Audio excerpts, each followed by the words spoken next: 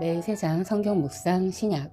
오늘은 36일차 사도행전 17장에서 19장까지 나누겠습니다. 오늘의 묵상 구절은 사도행전 17장 25절입니다. 또 무엇인가를 필요로 하시는 것처럼 사람들의 손을 통해 경배를 받지 아니하시나니 이는 그분께서 모든 사람에게 생명과 숨과 모든 것을 주시기 때문이라. 세상은 하나님을 모릅니다. 다시 말하면 세상은 하나님을 오해하고 있습니다. 선입견과 편견을 가지고 있죠. 그중 가장 큰 오해가 오늘 본문이 아닐까 합니다. 무엇입니까? 하나님은 사람에게 받는 분이다. 요구하는 분이다. 특히 돈과 희생, 헌신을 요구한다는 것입니다. 그래서 교회를 피하게 됩니다. 교회 가려면 휴일을 희생하고 헌금을 내야 한다는 두 가지 이유가 가장 클 것입니다. 이는 오해이죠. 오늘 본문에서 하나님은 받으시는 분이 아니 사람이 드리는 무언가를 받으실 필요가 사실은 없는 분이시라는 것을 말하고 있습니다. 그리고 이어 말합니다. 그분은 도리어 주시는 분이며 주시기 위해 우리를 부르십니다. 첫째, 헌금에 대한 오해. 아이가 아이일 때 부모를 기쁘게 하기 위해 돈을 벌어서 보필하기를 원하는 부모는 없습니다. 아이는 그때에 맞게 부모에게서 존재만으로도 기쁘게 합니다. 그렇게 아이가 성장해 경제적 능력이 생기면 아이는 이제 마음뿐 아니라 경제적으로도 부모를 섬기려 합니다. 누가 시켜서가 아니고 부모를 사랑하기에, 그리고 먼저 그 부모의 사랑을 받아 잘 자라날 수 있었기 때문에 은혜를 갚는 마음이 드는 것이죠. 이것은 자발적인 것이고 부모를 섬기며 자신도 그 기쁨을 누립니다. 헌금은 그렇게 자발적인 것이며 하나님은 그것을 돈이 아닌 그 마음을 받아주시는 것입니다. 때문에 하나님은 돈을 요구하시는 분이 아닙니다. 다만 그 마음으로 모은 헌금은 하나님의 일, 이웃 사랑에 흘러갈 것이기에 우리는 이 일에 책임감을 느끼며 동참하게 됩니다. 만약 이 책임감이 부담이 된다면 언제든 자유해져야 합니다. 이것은 자발적인 책임감이기 때문이죠. 때가 되면 자발적으로 마음이 우러나올 것입니다. 때문에 교회는 헌금을 강요하거나 부담 주어서는 안 되겠죠. 우리는 헌금의 참 의미를 알려야 합니다. 그들이 회비를 내듯 반드시 헌금을 내야 한다고 생각하는 것은 오해라고 말입니다. 둘째, 희생, 헌신에 대한 오해입니다. 예배를 위해 늦잠과 여가 생활 등을 포기해야 하는 것을 세상은 손실이라고 오해할 수 있습니다. 그러나 주님께서 주일에 모으시는 이유는 사실 안식일을 지키라는 이유는 쉬라는 의미입니다. 지금은 주일이라 부르는 이 안식일의 뜻은 샤바트, 곧 쉼이라는 의미를 갖고 있습니다. 멈추고 쉬는 것입니다. 6일간 수고한 우리가 집에 일하는 소 같은 가축들까지도 하루는 편하게 쉬게 하시려는 것이 안식일의 참 의미입니다. 완전히 몸이 쉬도록 하는 하나님의 섬세한 마음이십니다. 그리고 그때에 모여 예배하는 것은 영의 휴식입니다. 우리의 영이 어디에서 가장 편히 쉴까요? 바로 주 안에서 가장 평안한 것이죠. 주 앞에서 힘을 얻기 위해 공동체 예배를 통한 또 성도들 간의 교제의 위로를 통해 새 힘을 얻는 것, 그것이 진정한 휴식이기에 우리를 모으시는 것입니다. 하나님께서는 경배받기 위해 우리를 모으신 것이 아닙니다. 이처럼 하나님께서는 언제나 우리의 유익을 위하심을 봅니다. 우리 교회는 하나님과 세상 사이에 있습니다. 이제 세상이 하나님의 교회에 대한 오해를 푸는 일 역시 우리에게도 책임이 있겠죠. 주기만 하시는 하나님의 은혜를 온 세상이 알 수 있기를 원합니다. 아멘. 참으로 너희가 심지어 그 일을 위해 부르심을 받았나니 그리스도께서도 우리를 위해 고난을 당하심으로 우리에게 본을 남기사 너희가 자신의 발자취를 따라오게 하셨느니라. 베드로전서 2장 21절. 오늘의 묵상 제목은 오해였습니다. 오늘의 묵상을 기억하며 오늘의 말씀 사도행전 17장에서 19장까지 읽겠습니다. 바울 일행은 암비볼리와 아볼로니아를 거쳐서 데살로니가에 이르렀다. 거기에는 유대 사람의 회당이 있었다. 바울은 자기 관례대로 회당으로 그들을 찾아가서 새 안식일에 걸쳐 성경을 가지고 그들과 토론하였다. 그는 그리스도께서 반드시 고난을 당하시고 죽은 사람들 가운데서 살아나셔야 한다는 것을 해석하고 증명하면서 내가 여러분에게 전하고 있는 예수가 바로 그 그리스도이십니다 하고 말하였다. 그들 가운데 몇몇 사람이 승복하여 바울과 실라를 따르고 또 많은 경건한 그리스 사람들과 적지 않은 기부인들이 그렇게 하였다. 그러나 유대 사람들은 시기하여 거리에 불량배들을 끌어모아다가 패거리를 지어서 시내에 소요를 일으키고 야손의 집을 습격하였다. 그리고 바울 일행을 끌어다가 군중 앞에 세우려고 찾았다. 그러나 그들을 찾지 못하고 야손과 신도 몇 사람을 시청 관원들에게로 끌고 가서 큰 소리로 외쳤다. 세상을 쏘라나게 한 그 사람들이 여기에도 나타났습니다. 그런데 야손이 그들을 영접하였습니다. 그 사람들은 모두 예수라 하는 또 다른 왕이 있다고 말하면서 황제의 명령을 거슬러 행동을 합니다. 군중과 시청 관원들이 이 말을 듣고 소동하였다. 그러나 시청관원들은 야손과 그 밖의 사람들에게서 보석금을 받고 놓아주었다. 신도들은 곧 바로 그날 밤으로 바울과 실라를 베레아로 보냈다. 두 사람은 거기에 이르러서 유대 사람의 회당으로 들어갔다. 베레아의 유대 사람들은 데살로니가의 유대 사람들보다 더 고상한 사람들이어서 아주 기꺼이 말씀을 받아들이고 그것이 사실인지 알아보려고 날마다 성경을 상고하였다. 따라서 그들 가운데서 믿게 된 사람들이 많이 생겼다. 또 지체가 높은 그리스 여자들과 남자들 가운데서도 믿게 된 사람이 적지 않았다. 데살로니가의 유대 사람들은 바울이 베레아에서도 하나님의 말씀을 전하는 것을 알고서 거기에도 가서 무리를 선동하여 소동을 벌였다. 그때 신도들이 곧바로 바울을 바닷가로 떠나보냈다. 그러나 실라와 디모데는 거기에 그대로 남아있었다. 바울을 안내하는 사람들이 바울을 아테네까지 인도하였다. 그들은 바울에게서 실라와 디모데가 할 수 있는 대로 빨리 그에게로 와야 한다는 지시를 받아가지고 베레아로 떠나갔다. 바울은 아테네에서 그들을 기다리고 있는 동안에 온 도시가 우상으로 가득 차 있는 것을 보고 격분하였다. 그래서 바울은 회당에서는 유대 사람들과 이방 사람 예배자들과 더불어 토론을 벌였고 또한 광장에서는 만나는 사람들과 날마다 토론하였다. 그리고 몇몇 에피쿠로스 철학자와 스토아 철학자도 바울과 논쟁하였는데 그 가운데서 몇몇 사람은 이 말쟁이가 도대체 무슨 소리를 하려는 것인가 하고 말하는가 하며 또 몇몇 사람은 그는 외국 신들을 선전하는 사람인 것 같다 하고 말하기도 하였다. 그것은 바울이 예수를 전하고 부활을 전하기 때문이었다. 그들은 바울을 붙들어 아레오바고 법정으로 데리고 가서 당신이 말하는 이 새로운 교훈이 무엇인지 우리가 알 수 있겠소? 당신은 우리 귀에 생소한 것을 소개하고 있는데 도대체 그것이 무엇인지 알고 싶소? 하고 말하였다. 모든 아테네 사람과 거기에 살고 있는 외국 사람들은 무엇이나 새로운 것을 말하고 듣는 일로만 세월을 보내는 사람들이었다. 바울이 아레오바고 법정 가운데 서서 이렇게 말하였다. 아테네 시민 여러분, 내가 보기에 여러분은 모든 면에서 종교심이 많습니다. 내가 다니면서 여러분이 예배하는 대성들을 살펴보는 가운데 알지 못하는 신에게라고 새긴 제단도 보았습니다. 그러므로 나는 여러분이 알지 못하고 예배하는 그 대상을 여러분에게 알려드리겠습니다. 우주와 그 안에 있는 모든 것을 창조하신 하나님께서는 하늘과 땅의 주인이시므로 사람의 손으로 지은 신전에 거하지 않으십니다. 또 하나님께서는 무슨 부족한 것이라도 있어서 사람의 손으로 섬김을 받으시는 것이 아닙니다. 그분은 모든 사람에게 생명과 호흡과 모든 것을 주시는 분이십니다.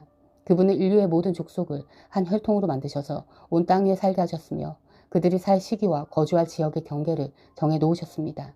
이렇게 하신 것은 사람으로 하여금 하나님을 찾게 하시려는 것입니다. 사람이 하나님을 더듬어 찾기만 하면 만날 수 있을 것입니다. 사실 하나님은 우리 각 사람에게서 멀리 떨어져 계시지 않습니다. 여러분의 시인 가운데 어떤 이들도 우리도 하나님의 자녀이다 하고 말한 바와 같이 우리는 하나님 안에서 살고 움직이고 존재하고 있습니다. 그러므로 하나님의 자녀인 우리는 신을 사람의 기술과 고안으로 금이나 은이나 돌에다가 새겨서 만든 것과 같다고 생각해서는 안 됩니다. 하나님께서는 무지했던 시대에는 눈 감아주셨지만 이제는 어디에서나 모든 사람에게 회개하라고 명하십니다. 그것은 하나님께서 세계를 정의로 심판하실 날을 정해놓으셨기 때문입니다. 하나님께서는 자기가 정하신 사람을 내세워서 심판하실 터인데 그를 죽은 사람들 가운데서 살리심으로 모든 사람에게 확신을 주셨습니다. 그들이 죽은 사람들의 부활에 대해서 들었을 때에 더러는 비웃었으나 더러는 이 일에 관해서 당신의 말을 다시 듣고 싶소 하고 말하였다. 이렇게 바울은 그들을 떠났다. 그러나 몇몇 사람은 바울 편에 가담하여 신자가 되었다. 그 가운데는 아레오바고 법정의 판사인 디오누시오도 있었고 다말이라는 부인도 있었고 그 밖에 다른 사람들도 있었다. 뒤에 바울은 아테나를 떠나서 고린도로 갔다. 거기서 그는 본도 태생인 아굴라라는 유대 사람을 만났다. 아굴라는 클라우디오 황제가 모든 유대 사람에게 로마를 떠나라는 칙령을 내렸기 때문에 얼마 전에 그의 아내 브리스빌라와 함께 이탈리아에서 온 사람이다. 바울은 그들을 찾아갔는데 생업이 서로 같으므로 바울은 그들의 집에 묵으면서 함께 일을 하였다. 그들의 직업은 천막을 만드는 일이었다. 바울은 안식일마다 회당에서 토론을 벌이고 유대 사람들과 그리스 사람을 설득하려 하였다. 실라와 디모데가 마케도니아에서 내려온 뒤로는 바울은 오직 말씀을 전하는 일에만 힘을 쓰고 예수가 그리스도이심을 유대 사람들에게 밝혀 증언하였다. 그러나 유대 사람들이 반대하고 비방하므로 바울은 그의 옷에서 먼지를 떨고서 그들에게 말하였다. 여러분이 멸망을 받으면 그것은 오로지 여러분의 책임이지 나의 잘못은 아닙니다. 이제 나는 이방 사람에게로 가겠습니다. 바울은 거기를 떠나서 디디오 유스도라 하는 사람의 집으로 갔는데 그는 이방 사람으로서 하나님을 공경하는 사람이고 그의 집은 바로 회당 옆에 있었다. 회당장인 그리스보는 그의 온 집안 식구와 함께 주님을 믿는 신자가 되었다. 그리고 고린도 사람 가운데서도 많은 사람이 바울의 말을 듣고서 믿고 세례를 받았다. 그런데 어느 날 밤에 환상 가운데 주님께서 바울에게 말씀하셨다. 무서워하지 말아라. 잠자코 있지 말고 끊임없이 말하여라. 내가 너와 함께 있으니 아무도 너에게 손을 대어 해하지 못할 것이다. 이 도시에는 나의 백성이 많다. 바울은 그들 가운데서 하나님의 말씀을 가르치면서 1년 6개월 동안 머물렀다. 그러나 갈리오가 아가야 주 총독으로 있을 때에 유대 사람이 한패가 되어 바울에게 달려들어 그를 재판장으로 끌고 가서 이 사람은 법을 어기면서 하나님을 공경하라고 사람들을 선동하고 있습니다 하고 말하였다. 바울이 막 입을 열려고 할 때에 갈리오가 유대 사람에게 말하였다. 유대 사람 여러분, 사건이 무슨 범죄나 악행에 관련된 일이면 내가 여러분의 송사를 들어주는 것이 마땅할 것이오. 그러나 문제가 언어와 명칭과 여러분의 율법에 관련된 것이면 여러분이 스스로 알아서 처리하시오. 나는 이런 일에 재판관이 되고 싶지 않소. 그래서 총독은 그들을 재판정에서 몰아냈다. 그들은 회당장 소스데네를 붙들어다가 재판정 앞에서 때렸다. 그러나 갈리오는 이 일에 조금도 참견하지 않았다. 바울은 여러 날을 더 머무른 뒤에 신도들과 작별하고 배를 타고 시리아로 떠났다. 브리스길라와 아굴라가 그와 동행하였다. 그런데 바울은 서원한 것이 있어서 갱그레아에서 머리를 깎았다. 그 일행은 에베소에 이르렀다. 바울은 그 두 사람을 떼어놓고 자기 혼자 회당에 들어가서 유대 사람들과 토론하였다. 그들은 바울에게 좀 더 오래 머물러 달라고 청하였으나 바울은 거절하고 하나님의 뜻이면 내가 다시 돌아오겠습니다 하고 작별 인사를 한 뒤에 배를 타고 에베소를 떠났다. 바울은 가이사라에 내려서 예루살렘으로 올라가 교회에 문안한 뒤에 안디옥으로 내려갔다. 바울은 얼마 동안 거기에 있다가 그곳을 떠나 갈라디아 지방과 부르기아 지방을 차례로 두루다니면서 모든 신도를 굳세게 하였다. 그런데 알렉산드리아 태생으로 아볼로라는 유대 사람이 에베소에 왔다. 그는 말을 잘하고 성경에 능통한 사람이었다. 그는 이미 주님의 도를 배워서 알고 있었고 예수에 관한 일을 열심히 말하고 정확하게 가르쳤다. 그렇지만 그는 요한의 세례밖에 알지 못하였다. 그가 회당에서 담대하게 말하기 시작하니 불스길라와 아굴라가 그의 말을 듣고서 따로 그를 데려다가 하나님의 도를 더 자세하게 설명하여 주었다. 아볼로는 아가야로 건너가고 싶어 하였다. 그래서 신도들이 그를 격려하고 그쪽 제자들에게 아볼로를 영접하라고 편지를 보냈다. 그는 거기에 이르러서 이미 하나님의 은혜로 신도가 된 사람들에게 큰 도움을 주었다. 그가 성경을 가지고 예수가 그리스도이심을 증명하면서 공중 앞에서 유대 사람들을 힘있게 논박했기 때문이다. 아볼로가 고린도에 있는 동안에 바울은 높은 지역들을 거쳐서 에베소에 이르렀다. 거기서 그는 몇몇 제자를 만나서 여러분은 믿을 때에 성령을 받았습니까? 하고 물었다. 그들은 우리는 성령이 있단 말을 들어보지도 못하였습니다 하고 대답하였다. 바울이 다시 물었다. 그러면 여러분은 무슨 세례를 받았습니까? 그들이 요한의 세례를 받았습니다 하고 대답하니 바울이 말하였다. 요한은 백성들에게 자기 뒤에 오시는 이 곧 예수를 믿으라고 말하면서 회개의 세례를 주었습니다. 이 말을 듣고 그들은 주 예수의 이름으로 세례를 받았다. 그리고 바울이 그들에게 손을 얹으니 성령이 그들에게 내리셨다. 그래서 그들은 방언으로 말하고 예언을 했는데 모두 12사람쯤 되었다. 바울은 회당에 들어가서 석 달 동안 하나님의 나라의 일을 강론하고 권면하면서 담대하게 말하였다. 그러나 몇몇 사람은 마음이 완고하게 되어서 믿으려 하지 않고 온 회중 앞에서 이 도를 비난하므로 바울은 그들을 떠나 제자들을 따로 데리고 나가서 날마다 두란노 학당에서 강론하였다. 이런 일을 이태 동안 하였다. 아시아에 사는 사람들은 유대 사람이나 그리스 사람이나 모두 주님의 말씀을 듣게 되었다. 하나님께서 바울의 손을 빌어서 비상한 기적들을 행하셨다. 심지어 사람들이 바울이 몸에 지니고 있는 손수건이나 두르고 있는 앞치마를 그에게서 가져다가 앓는 사람 위에 얹기만 해도 병이 물러가고 악한 귀신이 쫓겨나갔다. 그런데 귀신 축출가로 행세하며 떠돌아다니는 몇몇 유대 사람조차도 바울이 전파하는 예수를 힘입어서 내가 너희에게 명령한다 하고 말하면서 악기 들린 사람들에게 주 예수의 이름을 이용하여 귀신을 내쫓으려고 시도하였다. 스게와라는 유대인 제사장의 7 아들도 이런 일을 하였는데 귀신이 그들에게 나는 예수도 알고 바울도 알지만 당신들은 도대체 누구요 하고 말하였다. 그리고서 악기 들린 사람이 그들에게 달려들어 그들을 짓눌러 이기니 그들은 몸에 상처를 입고서 벗은 몸으로 그 집에서 도망하였다. 이 일이 에베소에 사는 모든 유대 사람과 그리스 사람에게 알려지니 그들은 모두 두려워하고 주 예수의 이름을 찬양하였다. 그리고 신도가 된 많은 사람이 와서 자기들이 한 일을 자백하고 공개하였다. 또 마술을 부리던 많은 사람이 그들의 책을 모아서 모든 사람 앞에서 불살랐다. 책값을 계산하여 보니 은돈 5만 리페 맘먹었다. 이렇게 하여 주님의 말씀이 능력 있게 퍼져나가고 점점 힘을 떨쳤다.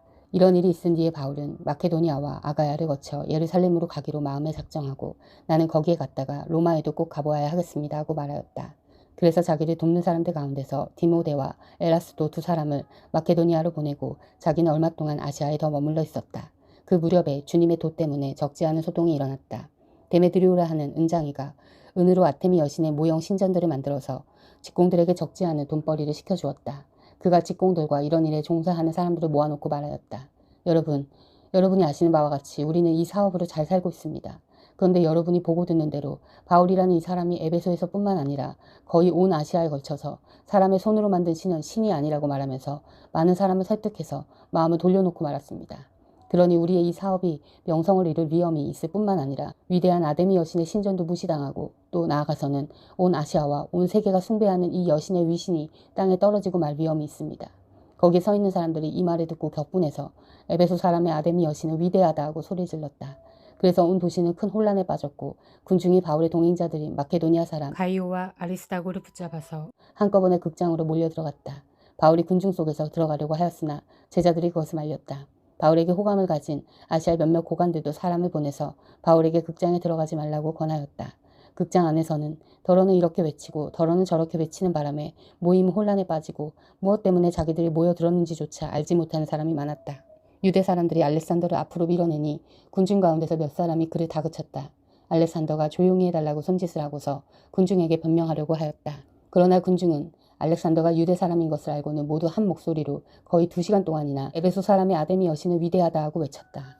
드디어 시처 서기관이 무리를 진정시키고 나서 말하였다. 에베소 시민 여러분, 우리의 도시 에베소가 위대한 아데미 여신과 하늘에서 내린 그 신상을 모신 신전 수호자임을 모르는 사람이 어디 있습니까? 이것은 부인할 수 없는 사실이니 여러분은 마땅히 진정하고 절대로 경솔한 행동을 해서는 안 됩니다. 신전 물건을 도둑질한 사람도 아니요 우리 여신을 모독한 사람도 아닌 이 사람들을 여러분은 여기에 끌고 왔습니다. 그러므로 데메드리오와 그와 함께 있는 직공들이 누구를 걸어서 송사할 일이 있으면 재판정도 열려있고 총독들도 있으니 당사자들이 서로 고소도 하고 맞고소도 해야 할 것입니다.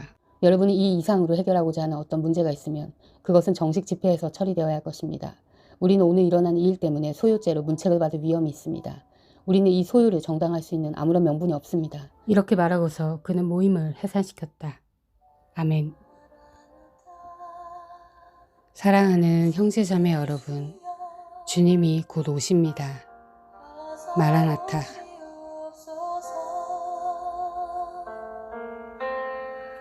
땅의 모든